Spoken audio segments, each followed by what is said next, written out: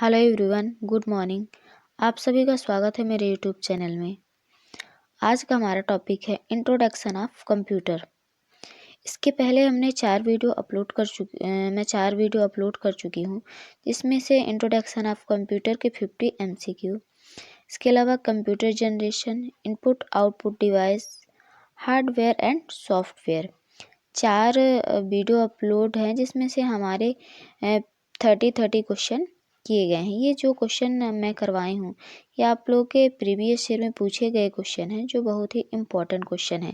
जैसे मैं आप लोगों को बताई थी कि 500 क्वेश्चन की सीरीज में कंप्लीट करूँगी। इसके अलावा बहुत सारे ऐसे स्टूडेंट होंगे जिनको कंप्यूटर के बारे में कुछ भी नहीं पता, लेकिन एग्ज़ाम में तो कंप्यूटर पूछा जा रहा है। तो मैं चाहती हूँ कि उन्हें भी कंप्यूटर का पूरा नॉलेज हो, इसलिए मैं कंप्यूटर का स्टार्टिंग से 0 लेवल से लेकर जिनको कुछ भी नहीं आता है वहाँ से स्टार्ट कर रही हूँ, ताकि उनको भी सारी चीज़ें आने लगे और समझने लगे, जिससे कंप्यूटर का अगर कहीं से भी कुछ भी क्वेश्चन पूछता है तो आप उसका आंसर दे सके। पूरा मैं कॉन्सेप्ट आपका क्लियर कर दूँगी, स्टार्टिंग से पूरा आप लोगों को पढ़ाऊँगी। चलिए शुरू करते हैं।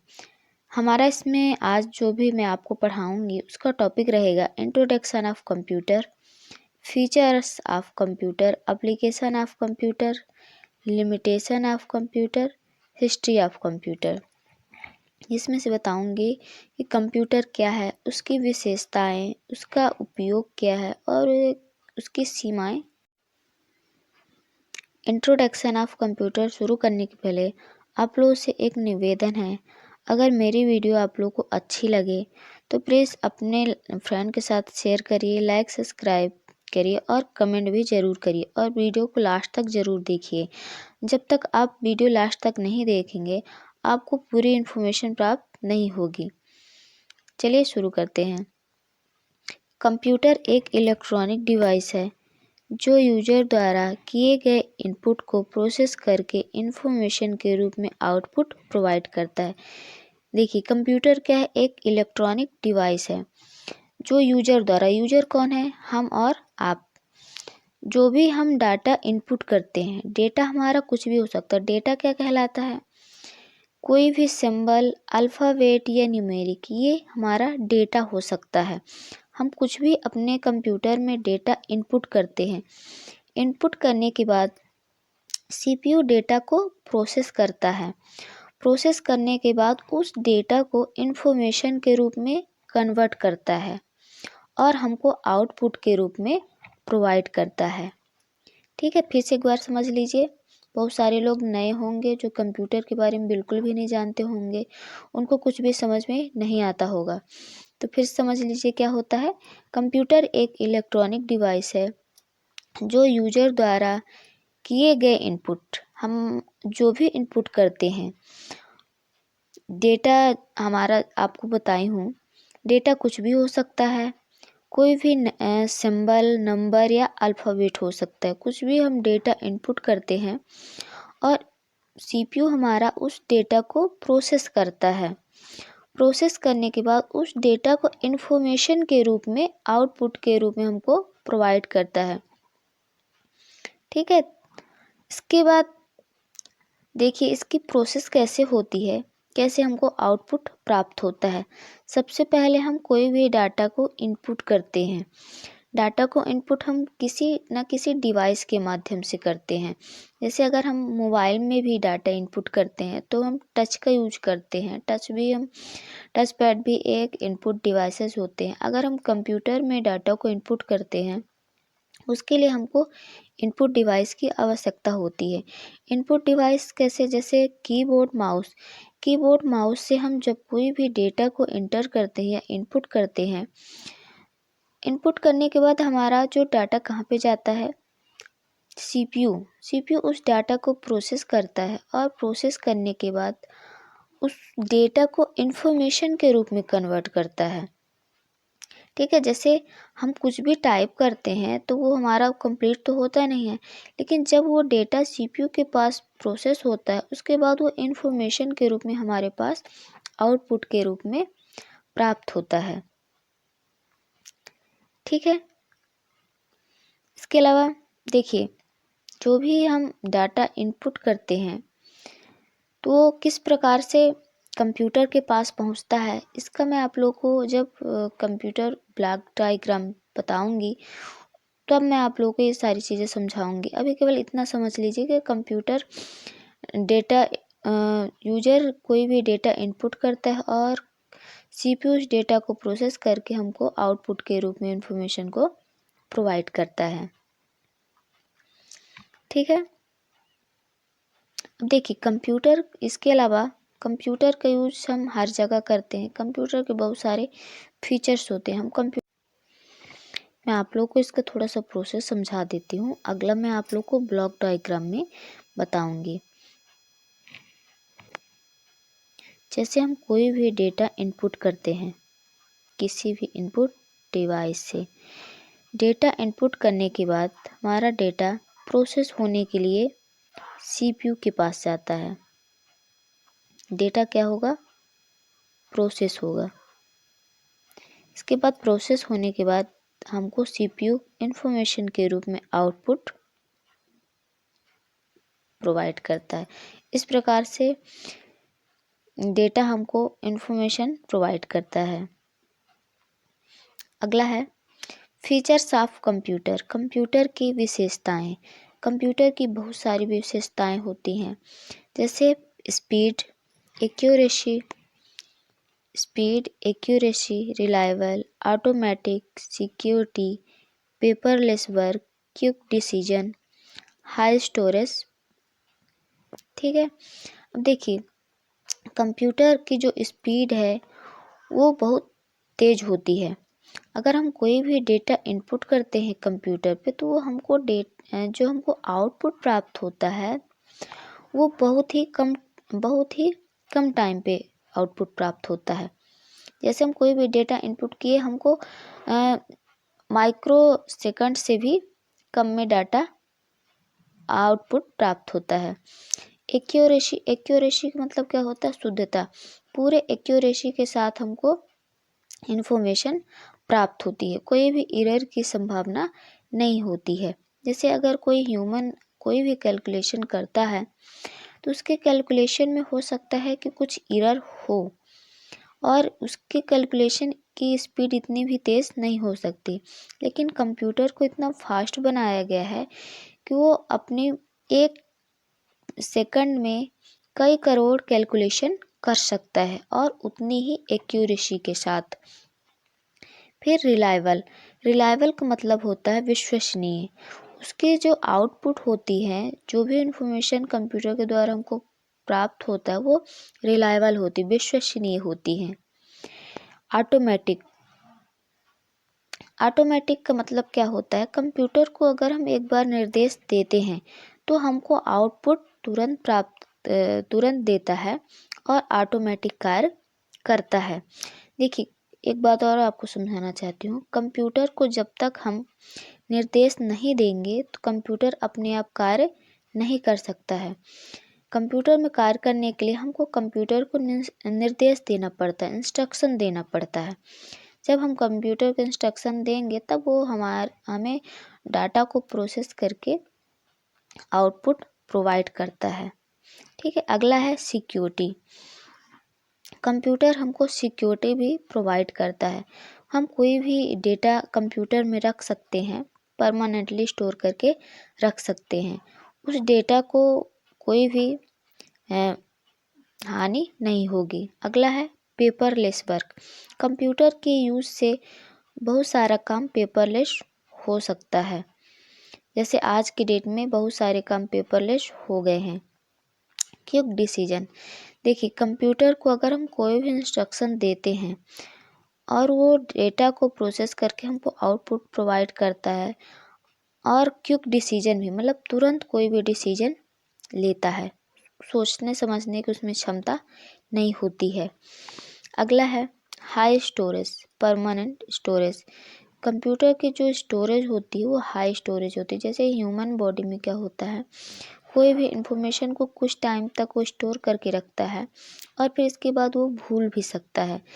और जो उसकी ह्यूमन की जो कैपेसिटी होती है किसी भी इंफॉर्मेशन को स्टोर करने की वो बहुत होती बहुत तेज़ है लेकिन बहुत कम टाइम के लिए होती है, इतनी स्टोरेज कैपेसिटी नहीं होती है और परमानेंटली पूरे डेटा को या पूरे इन्फॉर्मेशन को स्टोर भी नहीं किया जा सकता। लेकिन कंप्यूटर में हम पूरे डेटा को परमानेंटली स्टोर कर सकते हैं। ठीक है, ये कंप्यूटर के फीचर से भी क्वेश्चन पूछ लिए जाते हैं, इसलिए आपको पूरा डिटेल से बता रही हूँ ताकि आप लोगों को एक एक चीज़ समझ में आ जाए। अगला है एप्लीकेशन ऑफ कंप्यूटर। कंप्यूटर के अनुप्रयोग, कंप्यूटर हमारा कहाँ कहाँ किस किस क्षेत्र में उपयोग हो रहा है। Data processing, exchange information, education, scientific research, medical science, banking, office work, space technology. Computer का यूज हम डाटा प्रोसेसिंग के लिए करते हैं। फिर एक्सचेंज इंफॉर्मेशन के आदान प्रदान के लिए भी हम कंप्यूटर का यूज करते हैं। जैसे कंप्यूटर को एक जगह से दूसरे जगह इंफॉर्मेशन को भेजना है तो हम कंप्यूटर का यूज करते हैं। एजुकेशन के क्षेत्र में भी हम कंप्यूटर का यूज करते हैं। आज की डेट में हर एक क्षेत्र में कंप्यूटर का यूज होता है। हम घर में भी कंप्यूटर का यूज करते हैं, ऑफिस में भी यूज करते हैं, हर जगह कंप्यूटर का यूज करते हैं। साइंटिफिक रिसर्च के लिए मेनली जो कंप्यूटर बनाया गया था शुरुआत में ही, उसको साइंटिफिक रिसर्च के लिए ही बनाया गया था। जैसे बड़ी बड़ी कैलकुलेशन करने के लिए कंप्यूटर को बनाया गया था, लेकिन इसके बाद हम कंप्यूटर का यूज डेली लाइफ में भी करने लगे।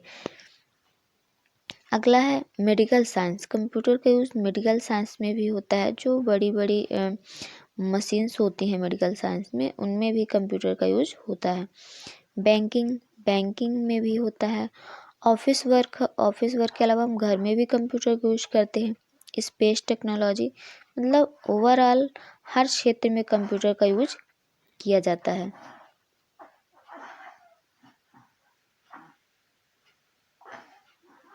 अगला है limitation of computer.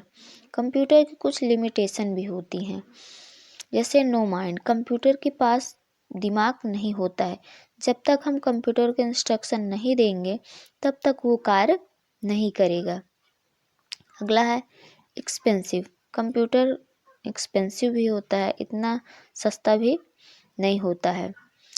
Immune to virus, क्या होता है, वायरस का भी खतरा बना रहता है। Depends on electricity, computer electricity पे भी डिपेंड होता है।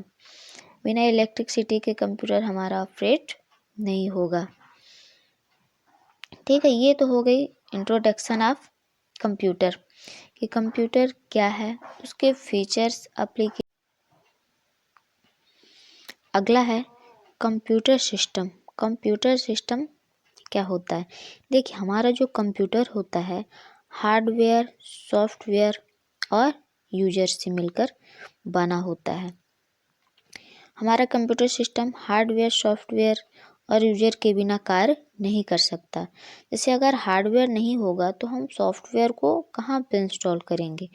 अगर मान लीजिए यूजर नहीं होगा तो कंप्यूटर सिस्टम को ऑपरेट कौन करेगा? तो ये तीनों चीज़ें आवश्यक होती हैं कंप्यूटर सिस्टम में।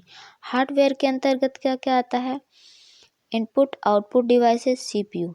इनपुट आउटपुट डिवाइसेस का मतलब होता है जैसे कीबोर्ड, माउस, प्रिंटर, स्कैनर, ये सारे हमारे इनपुट आउटपुट डिवाइसेस हैं, ये हमारे हार्डवेयर कहलाते हैं। सीपीयू भी हमारा हार्डवेयर होता है। ठीक है, इसके अलावा सॉफ्टवेयर क्या होता है? ये कलेक्शन ऑफ प्रोग्राम होता है। जैसे सॉफ्टवेयर के अंतर्गत हमारा ऑपरेटिंग सिस्टम, एप्लीकेशन सॉफ्टवेयर और सिस्टम सॉफ्टवेयर भी आता है। अगर हमारे सिस्टम पे ऑपरेटिंग सिस्टम नहीं होगा तो हमारा कंप्यूटर सिस्टम ऑपरेट ही नहीं होगा, मतलब कि स्टार्ट ही नहीं होगा। इसके अलावा अगर हमारा कंप्यूटर सिस्टम स्टार्ट हो जाता है, उसमें अगर एप्लीकेशन सॉफ्टवेयर नहीं होंगे तो हम कार्य नहीं कर सकते। एप्लीकेशन सॉफ्टवेयर क्या होते हैं? किसी ऑब्जेक्ट को पूरा करने के लिए बनाए गए। जैसे मान लीजिए अगर हमको कोई भी डॉक्यूमेंट तैयार करना है तो हम वो डॉक्यूमेंट माइक्रोसॉफ्ट वर्ड में तैयार करेंगे। एक्सेल का काम करना है तो हम एक्सेल में करेंगे। कोई भी प्रेजेंटेशन हमको तैयार करना है तो हम पावर पॉइंट में करेंगे। ठीक है। कई सारे आपके सॉफ्टवेयर होते हैं, जैसे सिस्टम सॉफ्टवेयर और एप्लीकेशन सॉफ्टवेयर और यूटिलिटी सॉफ्टवेयर। ये मेनली आपके 3 सॉफ्टवेयर होते हैं। इन 3 सॉफ्टवेयर के अंतर्गत, जैसे सिस्टम सॉफ्टवेयर के अंतर्गत आता है ऑपरेटिंग सिस्टम। जैसे हम मोबाइल के एग्जांपल ले लेते हैं। अगर हमारे मोबाइल पे एंड्रॉयड नहीं होगा, एंड्रॉयड क्या है? ऑपरेटिंग सिस्टम है। तो हमारा मोबाइल ऑपरेट ही नहीं होगा और उसमें जितने भी हमारे एप्लीकेशन सॉफ्टवेयर हैं हम उसमें कार्य नहीं कर सकते हैं। ठीक है। उसी प्रकार से अगर हमारे मोबाइल में आप लोग देखते होंगे आईसी लगी होती होगी। अगर आईसी नहीं होगी या मान लीजिए स्पीकर नहीं होगा तो हमारा जो मोबाइल है वो भी सही तरीके से कार्य नहीं करेगा। इसमें सबसे मेन क्या होता है, ये दोनों हार्डवेयर और सॉफ्टवेयर के अलावा यूजर भी होता है। यूजर कंप्यूटर सिस्टम को क्या करता है? ऑपरेट करता है। अगर यूजर नहीं होगा तो कंप्यूटर सिस्टम को ऑपरेट नहीं हो सकता है। ठीक है। तो तीनों से मिलकर क्या बना है हमारा कंप्यूटर सिस्टम। हार्डवेयर, सॉफ्टवेयर और यूजर। हार्डवेयर के अंतर्गत input output devices. Input devices के अंतर्गत बहुत सारी डिवाइसेस होती हैं, जैसे कीबोर्ड, माउस, स्कैनर। आपका आउटपुट डिवाइस के अंतर्गत प्रिंटर, प्लॉटर और कई सारे हमारे स्टोरेज डिवाइस भी होती हैं, जैसे hard disk, floppy disk, CD. ये सारे हमारे इनपुट आउटपुट डिवाइसेस के अंतर्गत आते हैं, हार्डवेयर के अंतर्गत आते हैं, सॉरी। सीपीयू भी हमारा हार्डवेयर डिवाइस होता है। Software, operating system, application software और सिस्टम सॉफ्टवेयर। सॉफ्टवेयर के अंतर्गत हमारा एमएस ऑफिस, टैली, ये सारे हमारे एप्लीकेशन सॉफ्टवेयर के अंतर्गत आते हैं। ठीक है। क्या आपको समझ में आ गया होगा? अगला है हिस्ट्री ऑफ कंप्यूटर। अब इसमें आपको जानना है, मेन टॉपिक मैं आप लोग को बताऊंगी, इसमें से क्वेश्चन पूछे जाते हैं। कंप्यूटर की शुरुआत कब हुई? कंप्यूटर की शुरुआत क्यों हुई? देखिए, जो हमारा कंप्यूटर की जब शुरुआत हुई उस टाइम पे कंप्यूटर का कमर्शियल यूज या जैसे हम घर में यूज कर रहे हैं उस टाइम पे इसका कोई भी ऐसा ऑब्जेक्ट नहीं था। मेन उसका ऑब्जेक्ट था कैलकुलेशन करना। जो बड़ी बड़ी कैलकुलेशन, उन कैलकुलेशन को कैसे किया जाए। ह्यूमन को इतना आसान नहीं था इतनी बड़ी कैलकुलेशन करना ह्यूमन के लिए। तो सबसे पहले छोटी छोटी भी जो कैलकुलेशन होती थी पहले के ज़माने में, तो आज से 3000 वर्ष पहले एबेकस का आविष्कार किया गया। एबेकस को चाइना में इन्वेंट किया गया था। ये हमारी फर्स्ट कैलकुलेटिंग मशीन थी। इससे क्वेश्चन पूछ लिया जाता है कि दुनिया की फर्स्ट कैलकुलेटिंग मशीन कौन सी थी, तो ऑप्शन हो सकता है एबेकस। ठीक है। इसको कहाँ पे इन्वेंट किया गया है? चाइना में। ये हमारी फर्स्ट कैलकुलेटिंग मशीन थी जिसका यूज हम कैलकुलेशन के लिए करते थे। अगला है पास्कल लाइन। ये भी हमारी कैलकुलेशन मशीन है, लेकिन ये फर्स्ट मैकेनिकल कैलकुलेटिंग मशीन है। इसके द्वारा कोई भी हम जो कैलकुलेशन है कर सकते हैं, जैसे जोड़, घटाना, गुणा, भाग, इतने इसमें कैलकुलेशन किए जा सकते थे, इससे ज़्यादा नहीं। इसको ब्लेज पास्कल जी ने 1642 में इन्वेंट किया था। इस मशीन जो पास्कल लाइन मशीन है, इसको एडिंग मशीन भी बोला जाता है। इसमें से आपके क्वेश्चन बन सकते हैं कि फर्स्ट मैकेनिकल कैलकुलेटर मशीन किसने बनाया था? तो इसका सही आंसर क्या हो सकता है? ब्लेज पास्कल ने बनाया था। कब बनाया था? 1642 में बनाया था। इसी को हम एडिंग मशीन भी बोलते हैं। इसके द्वारा हम जोड़, घटाना, गुणा, भाग इतने तक ही कर सकते थे। अगला है फादर ऑफ कंप्यूटर।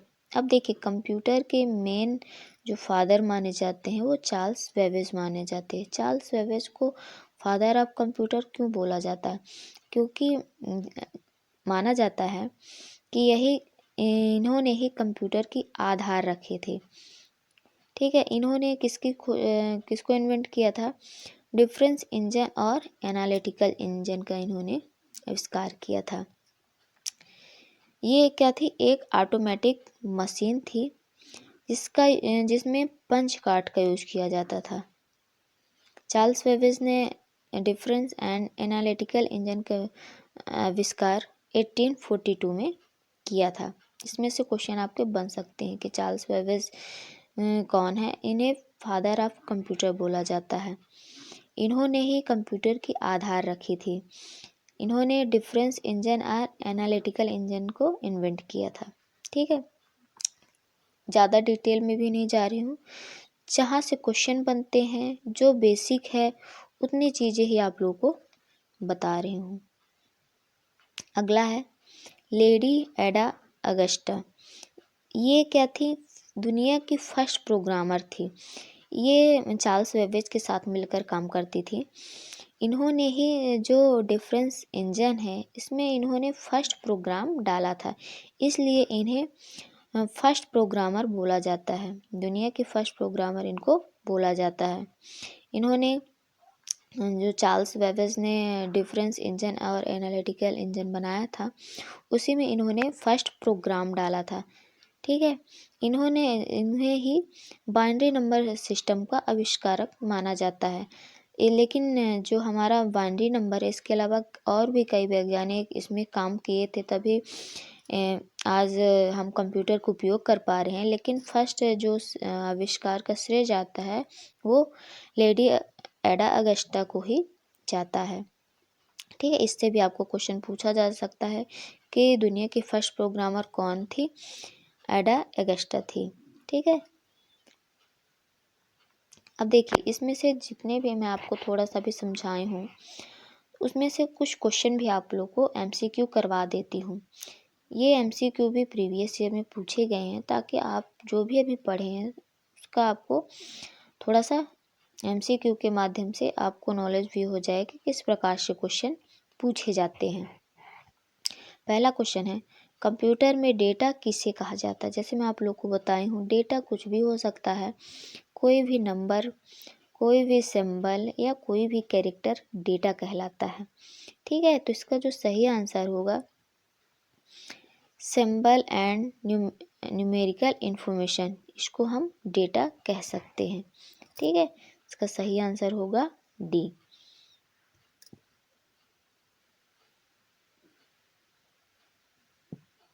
अगला है, कंप्यूटर में सूचना किसे कहा जाता है? डेटा को, संख्याओं को, सिंबल्स को या एकत्रित डेटा को?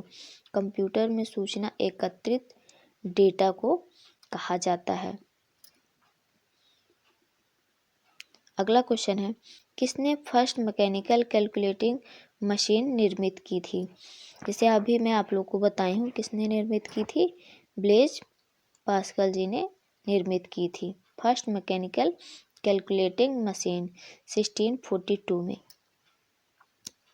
इस मशीन को एडिंग मशीन भी बोला जाता है। अगला टॉपिक है अगला क्वेश्चन है, वह लेडी जिसने चार्ल्स बेबेज के साथ कार्य किया जिन्हें पहला कंप्यूटर प्रोग्रामर माना गया है। अभी आप लोग को बताई हूँ लेडी एडा अगस्टा को फर्स्ट प्रोग्रामर माना गया था। इन्होंने एनालिटिकल इंजन में फर्स्ट प्रोग्राम डाला था। अगला क्वेश्चन है, सबसे पुरानी आंकड़े गिनने वाली मशीन है। सबसे पुरानी आंकड़े गिनने वाली मशीन एबैकस कहलाती है। इससे भी क्वेश्चन पूछे जाते हैं। चलिए हमारा ये टॉपिक ख़त्म हुआ है। अगला जो हमारा टॉपिक होगा कंप्यूटर जनरेशन। कंप्यूटर जनरेशन में आप लोगों को बहुत सारी चीज़ें जानने को मिलेंगी। तो अगर आप लोग को ये वीडियो पसंद आया हो तो प्लीज़ वीडियो को लाइक, सब्सक्राइब और अपने फ्रेंड के साथ शेयर ज़रूर करिएगा।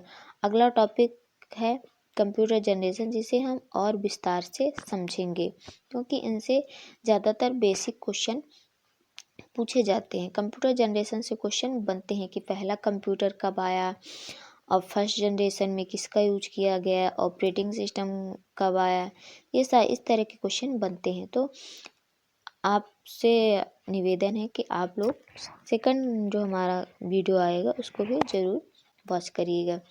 Thank you.